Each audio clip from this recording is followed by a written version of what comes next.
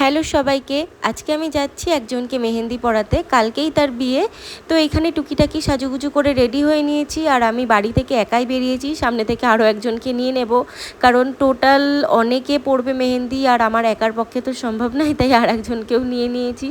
এই তো আমরা বেরিয়েছিলাম ওই 2:30 থেকে 3টের মধ্যে, কারণ মেহেন্দি পরাতে অনেকটা সময় লাগে। আর দেখতে পাচ্ছ আজকের ওয়েদারটা কতটা সুন্দর। যাওয়ার সাথে সাথেই চা বিস্কিট খেয়েছি, খেয়ে বসে পড়েছি মেহেন্দি পরাতে। আর হ্যাঁ, আমি কিন্তু খুব সুন্দর মেহেন্দি পরাতে পারি না, তারপরেও আমি যতটুকু পারি নিজের মতন করে সাজিয়ে দিই হাতটাকে।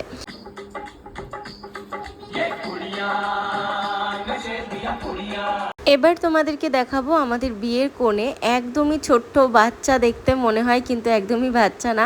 ওর কিন্তু কলেজ কমপ্লিট হয়ে গেছে। এই দেখো এদিকে ও বাচ্চা পার্টিদের সামলাচ্ছে। আচ্ছা চলো এবার তোমাদেরকে দেখাই আমি কেমন পড়িয়েছি। আমি জানি যে তেমন ভালো হয়নি, কারণ আমি টোটাল 7জনকে পড়িয়েছি, আমার হাত চলছিল না।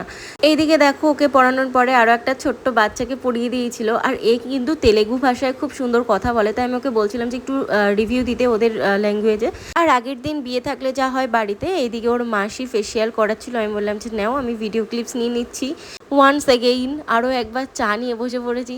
অনেকটাক্ষণ, মানে 4 থেকে 5 ঘন্টা একভাবে টানা বসে থেকে মেহেন্দি পড়াতে যে কী কষ্ট। আর এদিকে দেখো আমি একটু হাঁটাচলা করছিলাম, একটু ঘুরে বেড়াচ্ছিলাম প্যান্ডেলের মধ্যে, কোথায় কি আয়োজন হয়েছে। আসলে আজকেও আমি যাব, আজকে বিয়ের অনুষ্ঠান, আজকে বিয়েতে যাব, কিন্তু তখন তো আর তেমনভাবে দেখা হবে না। এই তো কমপ্লিট, এখন যাচ্ছি বাড়িতে। এইটুকুই ছিল, টাটা।